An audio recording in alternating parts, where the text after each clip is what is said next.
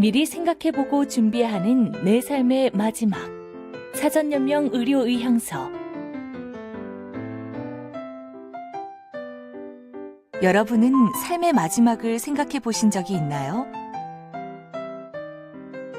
삶의 마지막을 좀 더 평온하고 안정되게 맞이하기 위해 우리가 할 수 있는 것들은 무엇일까요?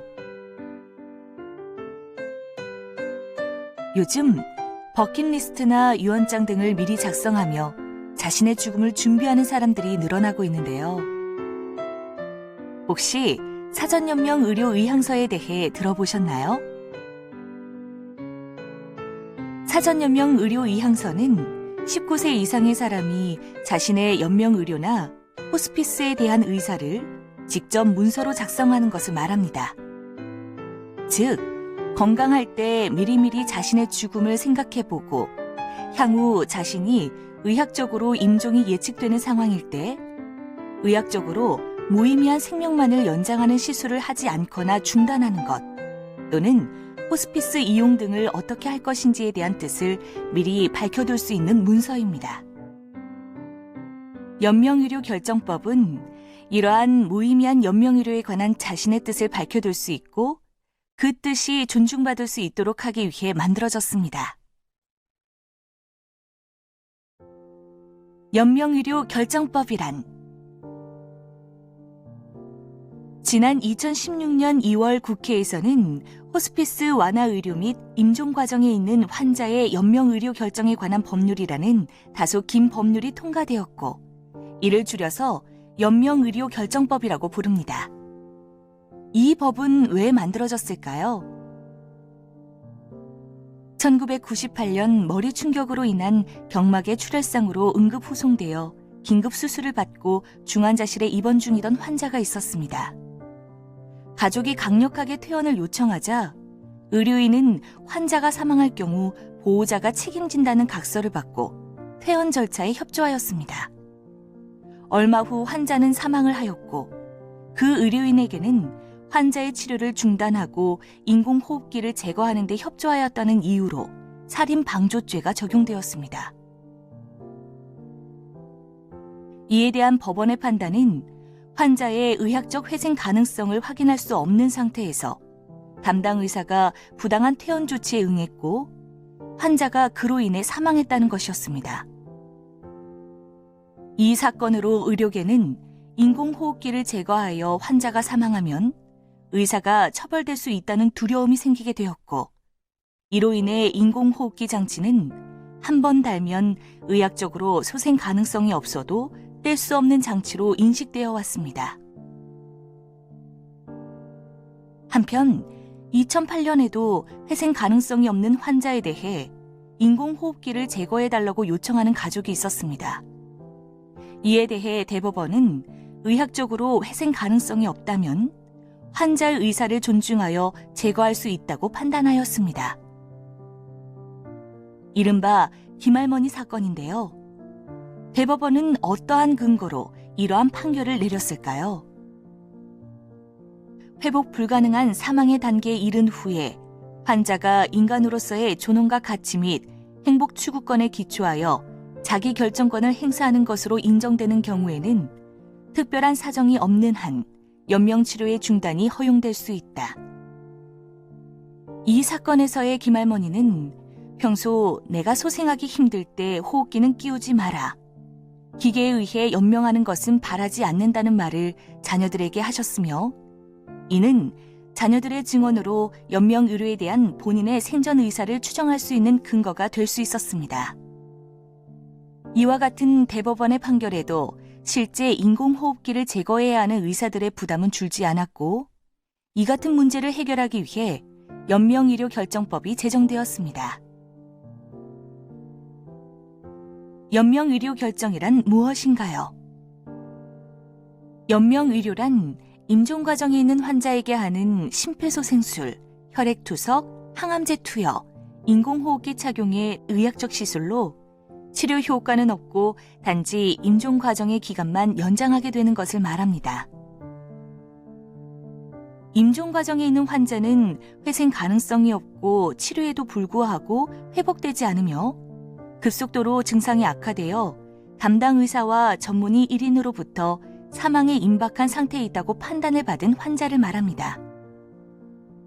따라서 연명의료 결정은 임종 과정에 있는 환자에 대한 무의미한 시술인 연명의료를 유보하거나 중단할 수 있는 결정을 의미합니다.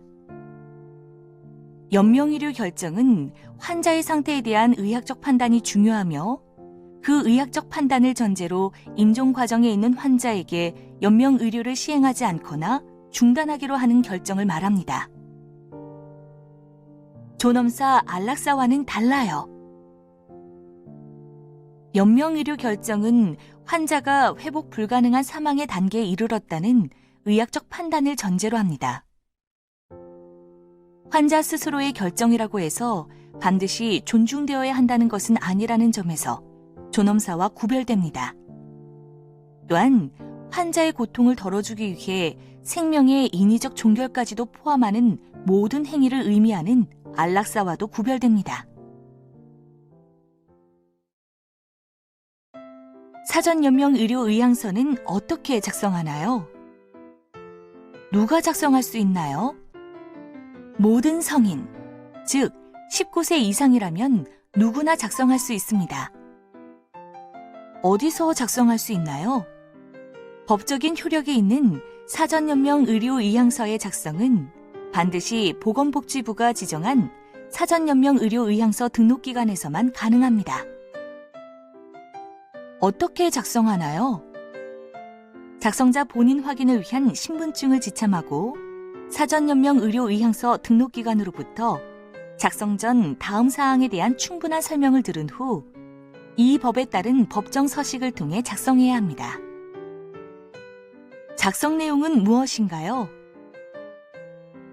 먼저 개인의 인적 사항을 직접 기입합니다. 본인이 직접 작성하지 않은 경우에는 작성된 사항이 정확한지 확인합니다. 등록기관 상담자의 설명이 필요한 6가지 사항에 대해 빠짐없이 듣고 해당 내용을 충분히 이해하였다면 이해했는지 여부를 확인하는 확인란에 서명 또는 날인하고 그에 따라 자신이 중단 또는 유보하고자 하는 연명의료 항목에 체크 표시를 합니다. 더불어 호스피스의 이용에 대한 의향도 밝혀둘 수 있습니다. 또한 담당 의사에 의한 조회는 법적으로 보장되지만 사망 전 가족의 열람 허용 여부는 작성자의 선택이므로 해당 내용을 작성합니다. 작성 과정의 설명을 담당한 등록기관과 상담자에 대한 정보는 사전연명의료의향서 하단에 기록된 정보로 확인할 수 있으며 해당 상담자는 작성의 이상 여부를 확인하고 이상이 없는 경우 작성자가 서명 및 날인하면 작성이 완료됩니다. 언제, 어떻게 활용되나요? 작성자가 임종 과정이 예측되는 환자일 때 의료기관에 의해 조회될 수 있습니다. 조회는 연명의료 정보처리 시스템을 통해서 해당 환자를 진료한 담당 의사에 의해 조회됩니다.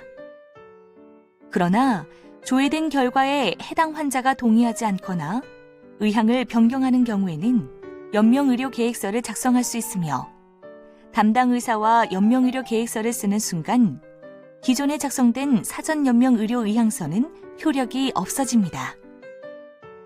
효력 상실이나 변경 처리는 어떻게 하나요? 사전연명의료의향서는 본인이 직접 작성하지 아니한 경우, 본인의 자발적 의사에 따라 작성되지 아니한 경우, 연명의료결정법 제12조 제2항 각 호의 사항에 관한 설명이 제공되지 아니하거나 작성자의 확인을 받지 아니한 경우 그 효력이 인정되지 않습니다. 또한 사전연명의료의향서를 작성 등록했지만 의향이 바뀌어 변경하고자 할 때에는 언제든지 등록기관을 통해 다시 작성하거나 철회를 요청할 수 있으며 변경 또는 철회 사실은 다시 국립연명의료관리기관에 통보되어야 변경과 철회의 효력이 발생합니다. 이 법의 시행으로 의료 현장에서 의학적 판단에 근거한 환자의 결정이 존중되고 삶의 마지막을 생각하고 준비하는 문화가 형성되길 기대합니다.